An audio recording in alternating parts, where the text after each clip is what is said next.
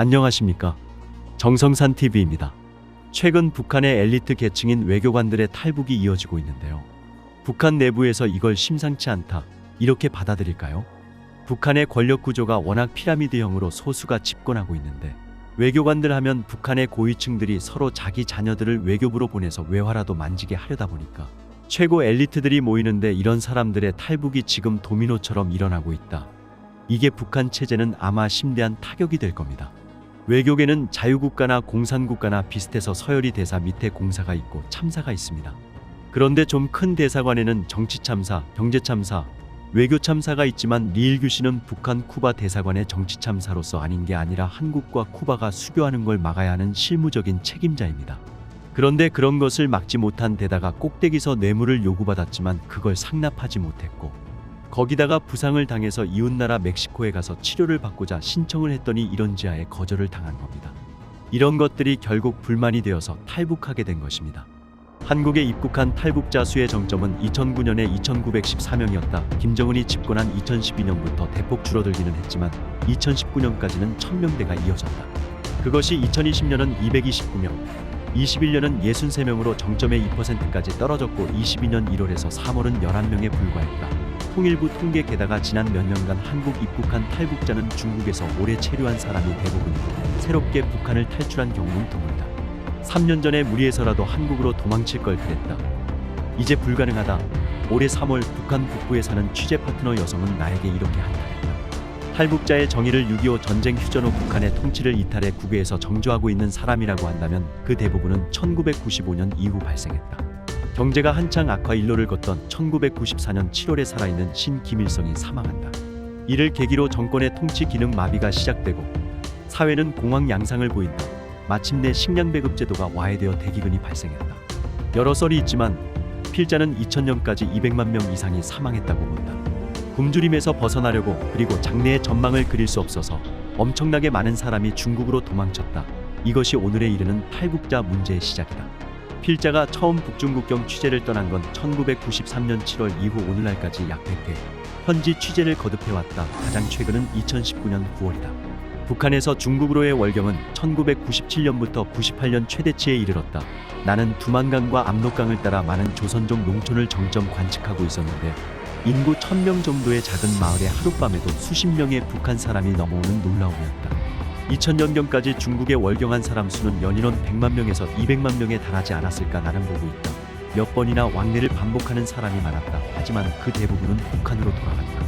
사랑하는 가족에게 돈과 음식을 전해주기 위해서였다. 북한에서의 생활을 포기한 소수가 난민이 되어 중국에 머물렀고 이윽고 그 대부분이 안착할 땅을 찾아 한국을 목표로 했다. 1998년까지 한국에 들어간 탈북자 수의 총계는 947명에 불과했지만 그 후 급증해 올해 3월까지의 누계는 33,826명이다. 중국으로의 월경 최대치와 한국 입국 최대치에는 10년의 시차가 있다. 중국에 몰려든 북한 사람들은 비합법 신분이었기에 한국으로 갈 방법이 거의 없었던 것이다. 2000년대 들어 고비 사막을 걸어서 몽골 영내로 들어가 한국 당국의 보호를 받는 루트가 지원단체에 의해 개척됐지만 몇 년 만에 중국 당국에 의해 없어졌다. 선양과 베이징의 외국 공관에 뛰어들어 한국행을 요구하는 과격한 행동을 취하는 지원단체가 나타났다. 2002년 5월 선양 일본 총영사관에 5명이 뛰어든 이른바 김한미 양 가족 사건 외에도 일본인 학교에도 잇따라 뛰어들었다. 이 루트도 중국 당국이 외국 공관 주변을 요새화해 무너졌다. 그 후 구멍이 열린 것이 동남아시아 루트다. 윈난성의 쿤밍에서 라오스와 미얀마, 베트남을 거쳐 태국을 목표로 한다. 현재 살아남은 거의 유일한 루트다. 1990년대의 북중국경은 허점투성이었다. 국경경비대에 몇백 중국 위안 정도의 뇌물을 주면 중국으로 건너갈 수 있었다. 동정하며 보호해주는 중국 조선족 커뮤니티도 있었다. 한국과 일본, 중국 내 대도시로 이주가 진행돼 현재는 소멸. 특히 여성들은 조선족 농촌 남성에게 시집가는 형태로 안전한 거처를 얻을 수 있었다. 북한을 벗어난 사람들이 잠복할 수 있는 인민의 바다가 존재한 것이다. 하지만 대량의 월경자 발생을 중대 사태로 파악한 북한 당국은 국내 이동 통제와 국경 경비를 엄격히 했다. 중국도 월경자에 의한 강도, 살인, 마약 밀수, 인신매매가 발생함에 따라 경비를 강화했다. 2005년경부터 월경자는 눈에 띄게 줄었다. 한편 먼저 한국에 입국한 사람들이 돈을 사용해 가족을 탈출시키는 사례가 급증한다. 북한을 떠난 뒤 중국 국내 브로커가 쿤밍까지 안내하고 라오스 등을 거쳐 방콕에 가는 것을 또 다른 브로커가 청부맞는다. 중국으로의 월경이 어려워졌는데도 한국에 입국하는 사람이 늘어난 것은 이렇게 불러들이는 형태의 탈북이 급증했기 때문이다. 다른 탈북 경로도 언급해둔다. 전체의 1% 정도라고 생각되지만 어선으로 북한에서 직접 한국으로 들어가는 경우 외에 제3국에 합법적으로 재류 중에 통제를 벗어나 망명을 신청하는 경우도 있다. 중국과 러시아 등에 파견된 노동자, 무역회사원, 외교관 등이다.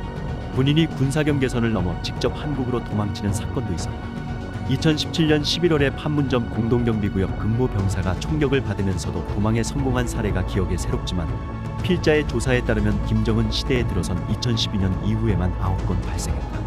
2020년에 코로나 팬데믹이 시작된 이후 두만강, 압록강의 경비 강화는 지금까지와는 차원이 다르게 엄격해졌다. 경제가 마비되어 취약계층의 아사자까지 발생하는데도 막대한 인원과 자금을 국경경비에 투입하는 김정은의 대책은 바른 길을 벗어났다고 말하지 않을 수 없다. 코로나로 중국에 갈 수 없는 나 대신 동료인 중국인 멤버가 종종 국경지대를 촬영했는데 거의 전역에 걸쳐 군대를 투입해 가시철조망 보강 공사가 진행되고 있었다. 전류를 흐르게 하는 설비도 증설돼 있었다. 2020년 8월에는 국경지대 1km를 완충지대로 정하고 무단으로 접근하는 자는 경고 없이 사격한다는 포고를 내렸다.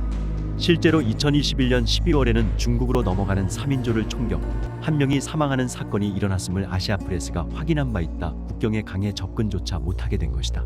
김정은 정권의 위협이 된 탈북자는 멈추지 않는 탈북의 김정은 정권은 골머리를 앓아왔다.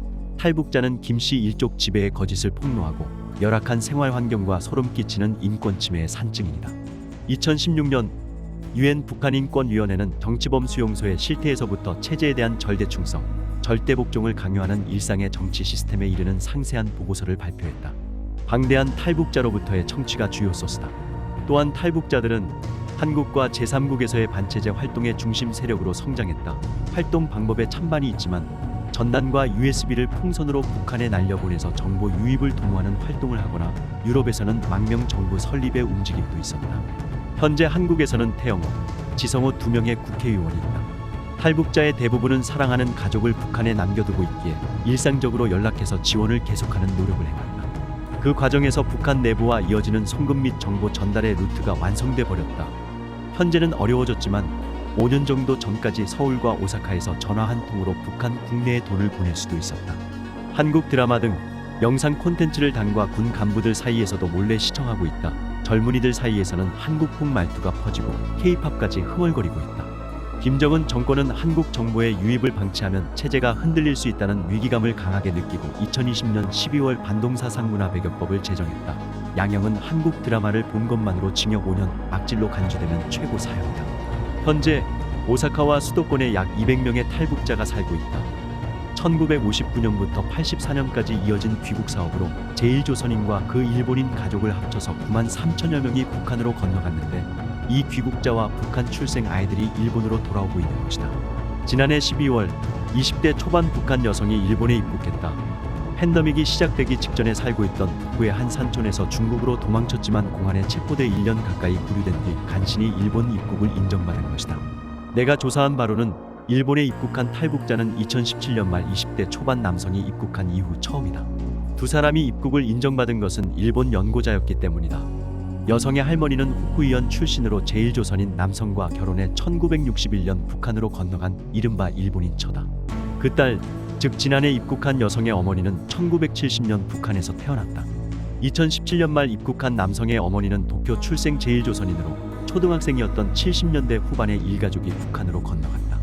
일본 정부는 귀국 사업으로 북한에 건너간 사람과 그 가족에 관해서는 당시 국정 여하와 관계없이 입국을 인정하고 있다. 단 한국 같은 정착 지원 제도는 없고 제1한국민단이나 민간 지원단체가 서포트를 계속하고 있다. 일본에 입국한 여성은 현재 오사카에서 모자끼리 생활을 시작해 공부와 아르바이트의 양립을 목표로 하고 있다. 남성은 수도권에서 고교를 졸업해 취직했다. 일본어는 거의 완벽하다. 인생을 건 탈북에 성공한 젊은 두 사람이 미래를 스스로 결정할 수 있는 일본에서 안녕히 지내길 바랄 뿐이다. 하지만 한편으로 약 200명의 탈북 귀국자 대부분이 북한에서 온 사실을 숨기고 살아간다는 현실이 있다. 북한에 남은 가족에게 누를 끼칠까 두려워하는 것이지만 북한에서 왔다는 사실이 알려지면 차별받거나 불이익을 당하거나 간첩이 아니냐 의심받을까봐 걱정하는 사람이 많다. 제1코리안에 대한 헤이트 스피치의 영향으로 그들을 위축시키고 있다. 그런데 한반도 유사시에는 100만 북한 난민이 일본 연안에 몰려든다라거나 난민으로 위장한 무장 공작원이 온다라고 발언하는 정치인이 있다. 필자가 보기에 황당무계하다. 설사 체제 붕괴라는 중대 사태가 발생한다고 하더라도 북한에서 배를 타고 일본으로 건너가려는 난민은 많아도 수백 명에서 1000명 정도에 지나지 않을 것이다. 압도적 다수는 가까우면서 보다 안전하게 갈 수 있고 말이 통하며 적극적으로 보호해주는 한국이나 땅이 이어진 중국을 목표로 할 것이다.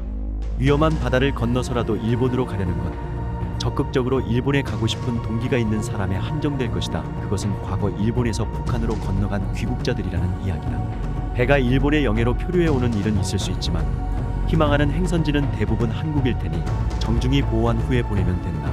일본 연고의 귀국자들이라도 북한을 벗어나려고 할 때는 안전이 제일이므로 우선 한국을 목표로 한다고 생각하는 것이 상식적이다.